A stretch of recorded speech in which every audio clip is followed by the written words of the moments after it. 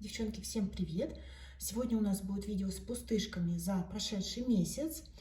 У меня их относительно прошлых видео не так много, но тем не менее хочу показать и выбросить накопившийся мусор. Начнем с ухода для тела.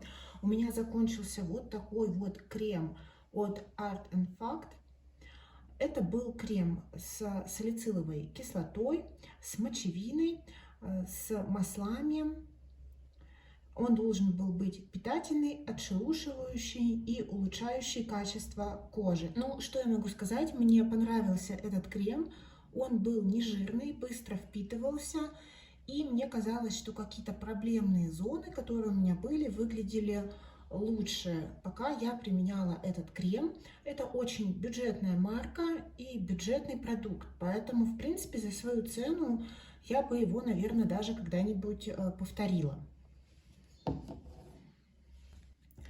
Еще для тела от того же бренда Art Fact у меня закончился крем с 3% пантенолом и алоэ, который вообще для интимной зоны от каких-то воспалений, покраснений. И этот крем мне очень понравился, он также был недорогим, тем не менее я прям отчетливо чувствовала его воздействие и его эффективность, потому что у меня, я думаю, как и у многих, в определенные фазы цикла кожа в зонах эпиляции больше подвержена раздражению, и вот именно в эти моменты он мне пригождался. Несколько месяцев он мне прослужил, и он удалял какие-то покраснения и раздражения буквально за несколько часов.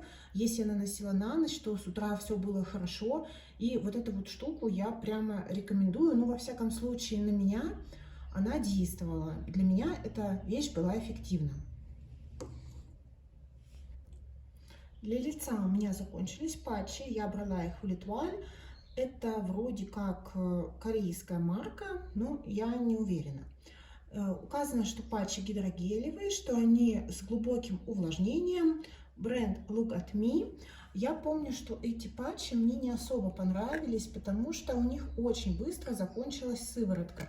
Я все-таки люблю, когда в патчах много сыворотки, а тут прямо уже последние патчи были сухие, поэтому вот это я бы повторять не стала. Рекомендовать не могу, может быть, только моя баночка была такая, немножко суховатая, но я точно повторно брать не буду.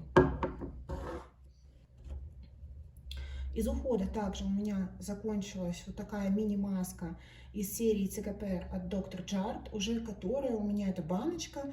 Вот это у меня все заканчиваются мои турецкие запасы, и я уже подумываю, где мне раздобыть еще такой продукт, потому что мне он очень подходит. Увлажняющий, питательный, моя кожа после применения с утра выглядит очень хорошо, я ее очень люблю.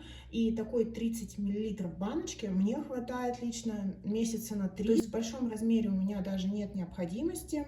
Она и так долгоиграющая, потому что у меня кожа комбинированная, склонная к жирности, и много данного средства мне просто нет смысла наносить, оно не впитается. Я ее очень люблю и обязательно повторю. И все остальное, что у меня закончилось за прошлый месяц, это была декоративка. И да, здесь будет много пустышек. Во-первых, база под макияж от Миша с перламутровым отливом, подсвечивающая. Она не увлажняла, придавала вот такой вот какой-то сияющий оттенок. Она мне нравилась. Я ее закончила прям до капельки. Но повторять не буду, потому что я, в принципе, люблю разнообразие в косметике, а подсвечивающих баз, как правило, в коллекции много не надо. И вот штучки 2-3 я бы просто обновила и попробовала какие-то другие продукты. Но сам по себе вот этот вот продукт, это средство мне понравилось.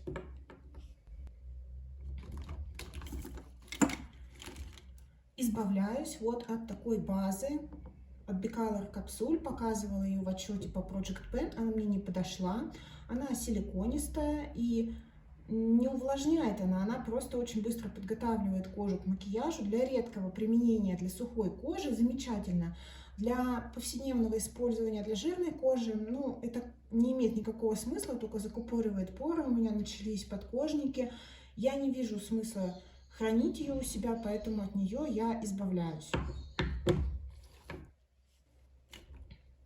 Выкидываю спонжик, на самом деле я его уже показывала в покупках косметики, просто хочу еще раз поругать, потому что это спонж от OK Beauty, и вот такого состояния при мытье руками он дошел через 2 недели. Это просто отвратительное качество, никому спонжики OK Beauty я не советую. И давайте его уберем, он некрасивый. Закончилась баночка, в которой была перелита тональная основа от Enough Rich Gold серии. У меня осталась еще одна такая полная, и я закончу наконец-то тональник от Enough. Он мне немножко надоел. Сейчас на мой вкус плотноват, темноват и уже не так мне нравится, как смотрится на лице, как зимой. Закончился коричневый карандаш от Essence. У меня был шоколадный оттенок 02 Hot Chocolate. Я люблю качество карандашей от Essence вот в этой серии Long Lasting. Они стойкие, не растекаются, хороши в межресничку. Вообще просто замечательные. Ну, наверное, повторять не буду, потому что, мне кажется, на косметическом рынке куча карандашей, и лучше что-нибудь другое попробовать.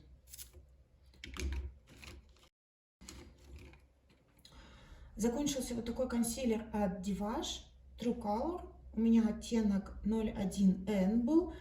Неплохой консилер. Единственное, что, во-первых, он, по-моему, достаточно быстро закончился у меня.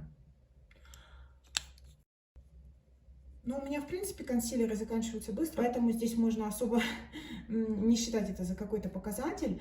Но что я поняла про этот консилер, он под глаза. Он для девушек, у которых нормальная или сухая кожа, и под глазами нет особых нюансов. С ним было достаточно сложно перекрыть какие-то несовершенства в виде покраснений и прыщиков, и его нужно было немножко наслаивать, и, по-моему, он немножечко западал мне в складочки. То есть это не самый хороший по показателям консилер в моей жизни, но, в принципе, и не самый плохой. Самый плохой пока консилер это у меня был от 7 Days Bicolor. Я прикреплю картинку. Вот это вот просто ужасный. Нет, этот неплохой, и он оправдывает свои хорошие отзывы. Но если у вас жирная кожа, есть покраснение и темные круги под глазами, интенсивные, вот этот консилер вам просто будет недостаточно стойкий и плотный. Но он неплохой. Закончились тени от By Terry, были у меня в Project P. Это была миниатюрка в оттенке бронз. Даже немножко тут осталось, но этим огрызком уже невозможно краситься. Красивый холодный бронзовый оттенок. Жалко, кремовые и жидкие тени у меня вообще в жизни неприменимы, поэтому очень долго болталась в косметичке. Но если бы я была девушкой, которая просто красится какими-то такими монотенюшками, то это был бы шикарный экземпляр. Закончилась тушь от Divash, и у меня это была версия Bold Impression. Неплохая тушь, кончилась довольно быстро, но сама по себе делала хорошие ресницы. Повторять я эту тушь не буду, потому что сейчас я хочу вернуться к тушам от L'Oreal и Maybelline. Все-таки для меня, по моей памяти, это были наиболее подходящие именно для меня варианты туши, а вот этот весь бюджет типа Divash, я не скажу, что сильно плохо, но как-то очень быстро заканчивается, теряет вот это вот свойство, туши становится мало, и хочется ее заменить. Насколько я помню, туши от L'Oreal и Maybelline жили у меня дольше, я хочу обновить воспоминания, поэтому в ближайшее время я буду покупать последние, наверное, запуски этих брендов, а пока вот от такого бюджета типа Golden Rose и Divash я воздержусь. И у меня закончилось довольно много продуктов для губ. Во-первых, закончился вот такой вот Plump Shot, плампинг средство от Baxom. Это праймер, очень крутая вещь, он мне очень нравился. У него был плампинг эффект достаточно сильный, он при этом еще и увлажнял, питал, наполнял губы. Если они у вас не подколоты, вот это был просто идеальный праймер перед какими-то помадами. Обалденная вещь, он у меня закончился, и ну, сейчас его, к сожалению, не повторить, но я бы с удовольствием это сделала.